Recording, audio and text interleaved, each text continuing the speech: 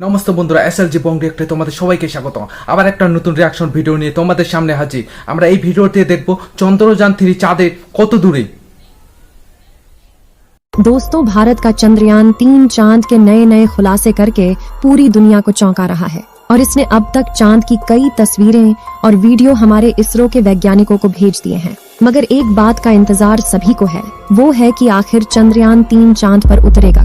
इसरो ने अपने moon mission Chandrayaan 3 को आज से करीब 1 महीने पहले लॉन्च किया था, लेकिन अभी भी ये यान चांद की जमीन पर नहीं उतरा है। ऐसे में सभी लोगों के दिमाग में बहुत सारे सवाल पैदा हो रहे हैं। लेकिन इस वक्त इसरो की ओर से एक बहुत ही बड़ी खबर निकल कर आ रही है कि हमारा चंद्रयान 3 लैंड होने ही वाला था और इसरो के वैज्ञानिकों ने लैंडिंग के लिए कमांड भेज दी थी। मगर तभी अचानक कुछ ऐसा होता है जिससे पूरी इसरो की टीम में खलबली मच गई और इसरो की टीम की इमरजेंसी मीटिंग बुलाई गई।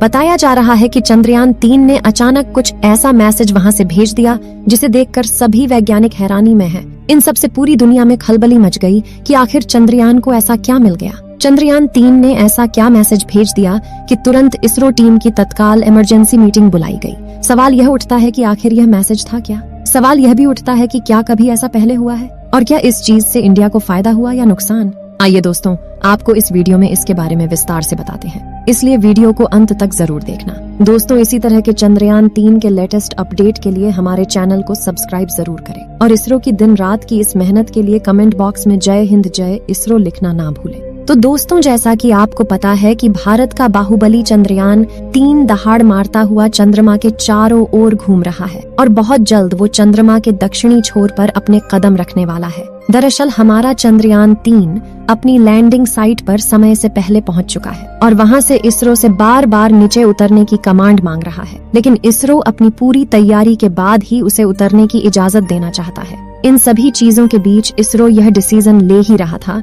कि चंद्रयान को कब नीचे उतारा जाए। तभी अचानक से चंद्रयान 3 के सेंसर ने कुछ ऐसे सिग्नल नोट किए जो बेहद अनजान थे। जैसे ही वो स्ट्रेन सिग्नल चंद्रयान 3 के कंप्यूटर में रिकॉर्ड हुआ, उसने तुरंत इसरो के पास फॉरवर्ड कर दिया।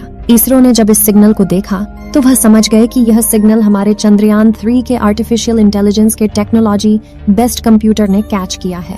बताया जा रहा है कि जिस जगह पर हमारा चंद्रयान उतरने की तैयारी कर रहा है, उससे महज 5 किलोमीटर की दूरी पर यह सिग्नल मिला है और वो अनजान सिग्नल चंद्रयान 3 के सेंसर में बार बार रिसीव हो रहा है। इसरो के चीफ एस सोमनाथ ने बताया है कि जब तक सिग्नल आता रहेगा तब तक हम चंद्रयान 3 को लैंड नहीं करा सकते, क्योंकि दोस्तों अभी तक यह किसी को नहीं पता है कि यह सिग्नल किस चीज के हैं। ऐसे में वहाँ पर चंद्रयान 3 को भेजना एक बड़ा खतरा साबित हो सकता है। दोस्तों, यहाँ पर हैरानी की बात यह है कि यह सिग्नल किसी भी हमारी दुनिया के अंतरिक्ष यान का नहीं है। दुनिया की तमाम स्पेस एजेंसियों ने यह कहते हुए मना कर दिया कि यह सिग्नल हमारा नहीं है।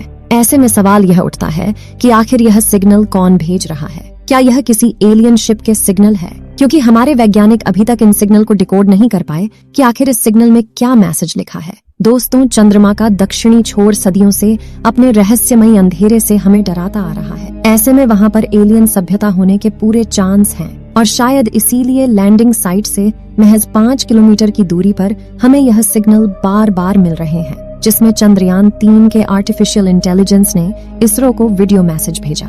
इसके बाद उसने इसरो से इस सिग्नल का जवाब मांगा, लेकिन इसरो ने फिलहाल चंद्रयान 3 को किसी भी तरीके का कोई कमांड नहीं दिया है।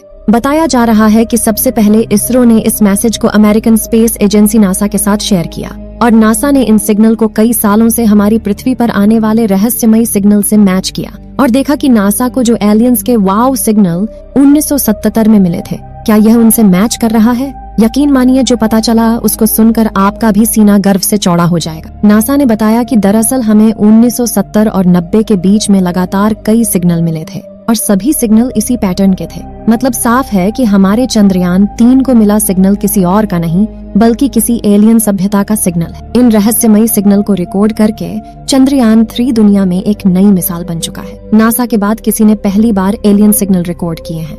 दोस्तों, हमारे चंद्रयान 2 की असफलता ने हमें काफी निराश किया था, लेकिन अब चंद्रयान 3 हर दिन नए नए खुलासे करके पूरी दुनिया को हैरान कर रहा है। दोस्तों, वैज्ञानिकों ने बताया कि उन्होंने आज से पहले कई इसी तरह के रहस्यमयी सिग्नल रिकॉर्ड किए हैं, लेकिन वो सभी पृथ्वी पर मौजूद सैटेलाइट में कैप्चर हुए हैं। भारत का चंद्रयान 3 पहला ऐसा यान है जिसने अंतरिक्ष में रहकर इन सिग्नल को रिकॉर्ड किया है, और इन सिग्नल की फ्रीक्वेंसी धरती पर रिकॉर्ड हुए सिग्नल से काफी ज्यादा है। हालांकि अभी तक ये सिग्नल डिकोड नहीं हो पाए और किसी को भी नहीं पता कि सिग्नल भेजने वाला हमसे क्या कहना चाहता है, मगर इन सिग्नल को रिकॉर्ड करना भी भारतीय वैज्ञानिकों के लिए गर्व की बात है। लेकिन दोस्तों, अब सवाल यह है कि कहीं ये सिग्नल हमारे चंद्रयान के लिए किसी प्रकार के आगामी खतरे का संकेत तो नहीं है। ये बात भी वैज्ञानिकों के लिए चिंता का विषय है। मगर दोस्तों, अभी तक तो हमारा चंद्रयान 3 एकदम सही और सुरक्षित है। इसरो के चीफ के शिवान का कहना है कि हमें मिलने वाला यह सिग्नल भारत का ही नहीं बल्कि पूरे विश्व में इसरो का भी नाम रोशन करेगा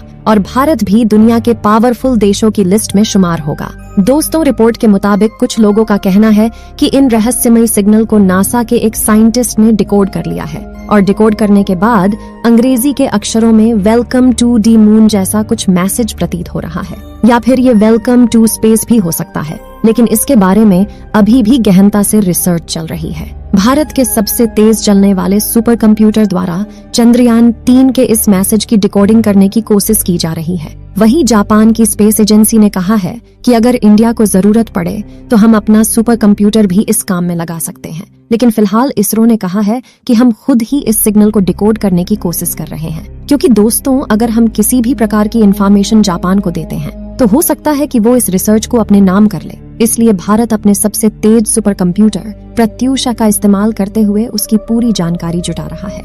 वैसे आप लोगों को क्या लगता है, भारत को विश्व के किसी बड़े सुपर कंप्यूटर की सहायता लेना चाहिए या नहीं? आप अपनी राय हमें कमेंट बॉक्स में जरूर बताएं।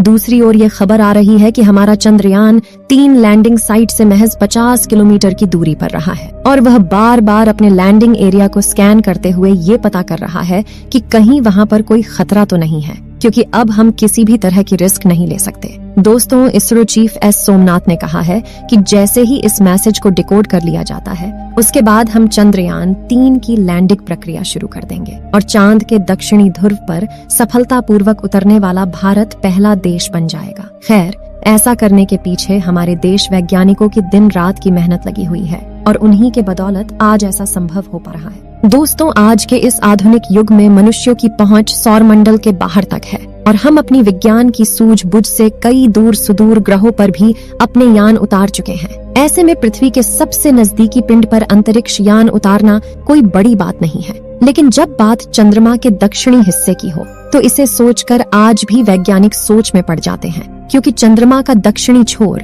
अपने अंधेरे के साथ कई रहस्यों को समाये हुए लगातार विज्ञान को चुनौती दे रहा है और इसी वजह से आज तक दुनिया का कोई भी देश अपने यान को वहां पर उतारने में कामयाब नहीं हो पाया। मगर अब उस दुनिया का अंधेरा ज्यादा दिन तक रहस्य बनकर नहीं। তো বন্ধুরা, আজকের ভিডিও এখান থেকেই দেখা হচ্ছে আবার একটা নতুন রিয়াকশন ভিডিও নিয়ে। তো বন্ধুরা, বাই বাই।